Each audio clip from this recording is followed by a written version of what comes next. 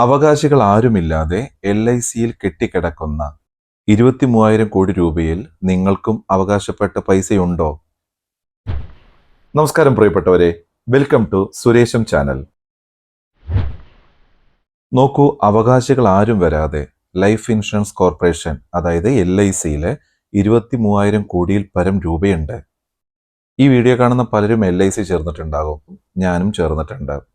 ചിലരെങ്കിലുമൊക്കെ കുറച്ചു കാലമൊക്കെ അടച്ചിട്ട് പിന്നെ അടയ്ക്കാൻ പറ്റാതെ ഒരുപക്ഷെ മറന്നു പോയിട്ടും ഉണ്ടാകാം. അങ്ങനെയെങ്കിൽ ആ പോളിസി നമ്പർ ഉണ്ടെങ്കിൽ അതും വെച്ചിട്ട് LICയുടെ ഓഫീസിൽ പോയാൽ മതി. അതിന്റെ ബാക്കിയുള്ള കാര്യങ്ങൾ അവർ പറഞ്ഞു തരും. ആ പോളിസി കണ്ടിന്യൂ ചെയ്യാനോ അതല്ലെങ്കിൽ നമുക്ക് എന്തെങ്കിലും പൈസ ഇങ്ങോട്ടോ കിട്ടാനുണ്ടെങ്കിൽ. എന്നാൽ ഒരു പക്ഷേ നമ്മുടെ പേരൻസ് അല്ലെങ്കിൽ ഗ്രാൻഡ് പാരൻസ് അന്ന് LICയിൽ ചേർന്നിട്ടുണ്ടെന്നുള്ളത് കരുതുക. എല്ലാവരും ഒന്നും ഇത്തരം കാര്യങ്ങൾ വീട്ടിൽ പറയണമെന്നില്ല. അങ്ങനെ പറയാതെ ഒരുപക്ഷെ അവരൊക്കെ മരിച്ചു പോയിട്ടും ഉണ്ടാകാം. നമ്മുടെ കയ്യിലാണെങ്കിൽ അങ്ങനെ ഉണ്ടോ എന്നുള്ളത് നോക്കാനുള്ള രേഖകളൊന്നുമില്ല. എന്നാലോ LICയിൽ ഇത്ര രൂപ കെട്ടിക്കിടക്കുന്നുണ്ട്. നമുക്ക് അവകാശമുള്ള ആ പൈസ നമുക്കുണ്ടോ എന്നുള്ളത് നോക്കിയാലോ? വെറും 2 മിനിറ്റ് മതി. അതെങ്ങനെയാണ് എന്നുള്ളതാണ് ഈ വീഡിയോയിൽ പറയുന്നത്. LICയിൽ കുറെ ഫണ്ട് കിടക്കണ്ട എന്ന് പറഞ്ഞിട്ട് ഗൂഗിൾ സെർച്ച് ചെയ്തപ്പോൾ വന്നുള്ള വിവരങ്ങൾ ഇതാണ്. എന്താണ് അൺക്ലെയിംഡ് പോളിസി എന്നുള്ളത് കയ്യിൽ പറഞ്ഞിട്ടുണ്ട്. എത്ര രൂപയുണ്ടെന്ന് ചോദിച്ചു കഴിഞ്ഞാൽ 2021 കണക്കില് 21,539 കോടി അവിടെ കിടക്കുന്നുണ്ട് LICയിൽ. ഇനി ഇപ്പോഴെത്ര കിടക്കുന്നുണ്ട്?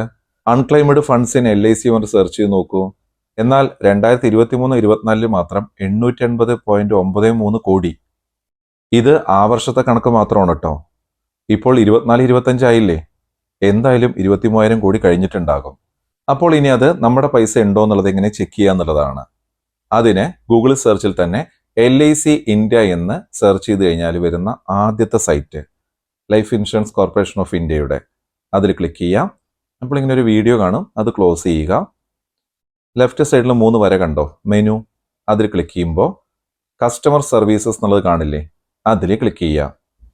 ഒന്ന് സ്ക്രോൾ ചെയ്ത് കഴിഞ്ഞാൽ കാണാൻ പറ്റും unclaimed amount of policy holders എന്നുള്ളത്, അതിൽ ക്ലിക്ക് ചെയ്യാം.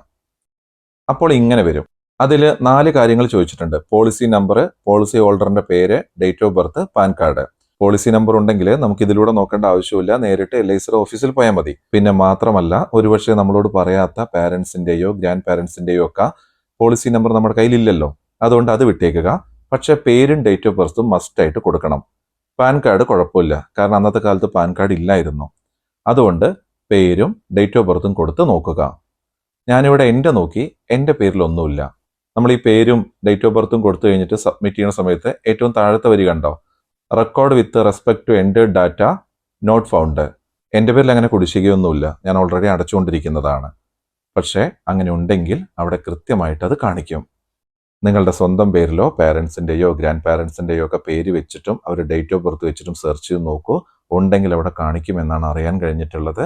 അങ്ങനെ അവിടെ കാണിക്കുകയാണെങ്കിൽ, അതായത് ഡാറ്റ നോട്ട് ഫൗണ്ട് എന്നല്ലാതെ അവിടെ ഉണ്ട് എന്നുള്ള ലെവലിലാണ് വരണമെന്നുണ്ടെങ്കിൽ നിങ്ങൾ അടുത്തുള്ള LICയുടെ ഓഫീസിൽ പോയാൽ മതി, അവർ ശരിയാക്കി തരും. അങ്ങനെ സെർച്ച് ചെയ്ത് നോക്കിയിട്ട് അങ്ങനെ വിവരങ്ങൾ കിട്ടുന്നുണ്ടെന്നുണ്ടെങ്കിൽ താഴെ കമൻ്റ് ആയിട്ടൊന്ന് രേഖപ്പെടുത്തണേ. പിന്നെ ഈ LIC ഫണ്ട് എന്താ ചെയ്യുന്ന ഇത്രയും കോടി രൂപ അൺക്ലെയിംഡ് ആയിട്ടുള്ളത്? അവരത് 10 വർഷം സീനിയർ സിറ്റിസൺ വെൽഫെയർ ഫണ്ടിലാണ് കൊടുക്കുന്നത്, അവരുടെ പുരോഗതിക്കായി ചെലവഴിക്കാൻ വേണ്ടിയിട്ട്. പക്ഷേ അതേ സമയത്ത് ആരെങ്കിലും ക്ലെയിം ആയിട്ട് വന്നു കഴിഞ്ഞാൽ തീർച്ചയായിട്ടും കൊടുക്കുമെന്നാണ് അറിയാൻ കഴിഞ്ഞിട്ടുള്ളത്. അതുപോലെ തന്നെ ഇങ്ങനെ അൺക്ലെയിംഡ് ആയിട്ടുള്ളത് 25 വർഷമായിട്ടും ആരും വന്നിട്ടില്ലെങ്കിൽ ആ ഫണ്ട് സെൻട്രൽ ഗവൺമെന്റിലേക്ക് പോകും, ഇതേപോലെയുള്ള വിവിധ പദ്ധതികൾക്ക് ഉപയോഗിക്കും. എന്നാൽ ആ സമയത്തും നമ്മൾ ക്ലെയിം ആയിട്ട് പോവുകയാണെങ്കിൽ തീർച്ചയായിട്ടും കിട്ടും. ഇതാണ് ഇതിൻ്റെയൊക്കെ കുറച്ച് വിവരങ്ങൾ. നിങ്ങളുടെ ചെക്ക് ചെയ്ത് നോക്കൂ. ഇതോടൊപ്പം തന്നെ ബാങ്കിലും 10-80,000 കോടി രൂപയോളം വെറുതെ കിടക്കുന്നുണ്ട് അവകാശികളില്ലാതെ. ആ വിവരം ഈയിടെയായിട്ട് പത്രത്തിലൊക്കെ RBI തന്നെ പരസ്യമായിട്ട് കൊടുക്കുന്നുണ്ട്.